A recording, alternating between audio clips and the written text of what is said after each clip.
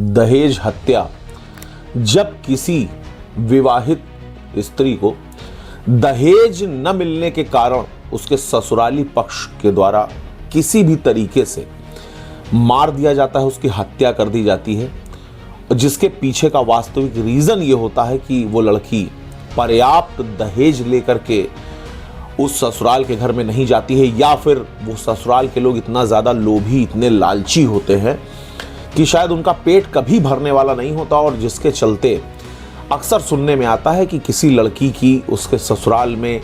दहेज न मिलने के चलते दहेज हत्या कर दी गई। सेक्शन 304 बी आईपीसी, जिसे अब बीएनएस की धारा 80 के रूप में जाना जाता है, इसमें दहेज हत्या से संबंधित प्रावधान वर्णित किए गए हैं। दहेज हत्या में साधारणतः अगर देखा जाए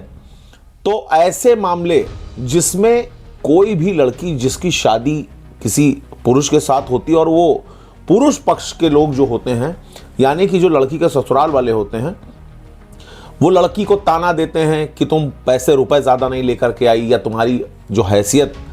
है वो हमसे बहुत ज़्यादा कम है, तुम्हारे पिता ने, भाई ने, माँ ने, घर वालों ने ये क्या टूटा फूटा सामान देकर भेज दिया, कूड़े के जैसे तुम लेकर के सब चली आई। इस तरीके की बहुत सारी कहानियाँ इस प्रकार के मामलों में सुनने को मिलती हैं। और उसके बाद अगर उस प्रताड़ना के चलते ससुराल पक्ष द्वारा लड़की को जलाकर फांसी पे लटका करके, या आप कह लें कि धक्का दे करके, या पॉइजन दे करके, या कुछ भी करके अगर लड़की की हत्या कर दी जाती है, तो ऐसे मामले आईपीसी के सेक्शन 304 बी, या अब अगर बदले हुए कोड के हिसाब से देखें तो सेक्शन 80 बीएनएस में कवर होते हैं। दहेज हत्या के मामले से जुड़े हुए एक प्रकरण की सुनवाई करते हुए ऑनरेबल इलाहाबाद हाई कोर्ट ने बहुत ही बेहतरीन और स्वागत योग्य निर्णय दिया, जो कि समाज में न्याय व्यवस्था को कैटेगराइज करने में बहुत ज़्यादा सहयोगी सिद्ध हो रहा है। बिल्कुल latest judgement honourable justice Salil Kumar Rai और विनय कुमार द्विवेदी की बेंच ने 304 बी यानी कि सेक्शन 80 बीएनएस से संबंधित एक दहेज हत्या के मामले में 10 साल से सजा काट रहे एक दोषी और उसके पुत्र को रिहा करते हुए यह टिप्पणी की कि दहेज हत्या के हर मामले में मैक्सिमम इंप्रिजनमेंट जो प्रावधानी था वो देना जरूरी नहीं है। देखना यह जरूरी होगा कि आखिर कैदी जो है उसकी परिस्थिति क्या है, उसके पीछे जो उसकी और फैमिली है उसकी परिस्थिति क्या है, जो ट्रायल कोर्ट है उसने कहां तक कौन कौन सी चीजों को देखा और कौन सी चीजों को नजरअंदाज किया है। और इसी तरीके की बहुत सारी चीजें देखने के बाद ऑनरेबल इलाहाबाद हाई कोर्ट ने इस मुजरिम जिसने ये रिट याचिका प्रस्तुत की थी और इसके लड़के जो कि उस विवाहिता लड़की का पति था, यानी कि लड़की के ससुर और उसके पति को 10 साल जेल में गुजारने के बाद उसी अवधि तक उसकी सजा को सीमित करते हुए तत्काल प्रभाव से रिहा किए जाने का आदेश पारित किया। देखिए जो पूरा प्रकरण है उसके हिसाब से बिजनौर के चांदपुर थाना क्षेत्र का यह मामला है। शेरबाज ये लड़की का पति है जो कि जेल से रिहा हुआ है, और जो लड़की है उसका नाम नाजिया था। उसका विवाह दिसंबर 2014 में नाजिया से हुआ था। शेरबाज का विवाह अप्रैल 2015 में संदिग्ध परिस्थितियों में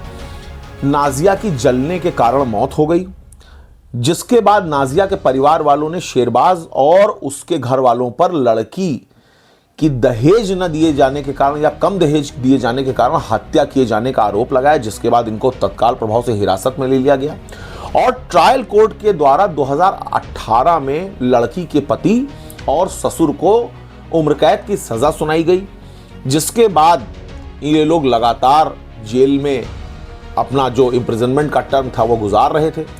इन्होंने ऑनरेबल इलाहाबाद हाई कोर्ट में इस मामले को चुनौती दी, अपील की, और अपील सुनते हुए ऑनरेबल इलाहाबाद ने स्पष्ट रूप से जो टिप्पणी की है वो ये है कि दहेज हत्या के हर मामले में उम्र कैद की अधिकतम सजा देना जरूरी नहीं है। सजा न तो इतनी कम हो कि मजाक लगे और न ही इतनी कठोर कि सुधार की गुंजाइश खत्म हो जाए।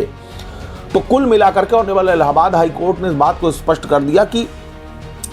किसी एक प्रकृति के अपराध में कोई जरूरी नहीं कि जो सेटल्ड हो उतना ही इंप्रिजनमेंट दिया जाए, बल्कि सारी जितनी भी सराउंडिंग्स में जो कंडीशंस हैं उनको देखने के बाद ही ये निश्चित किया जाना चाहिए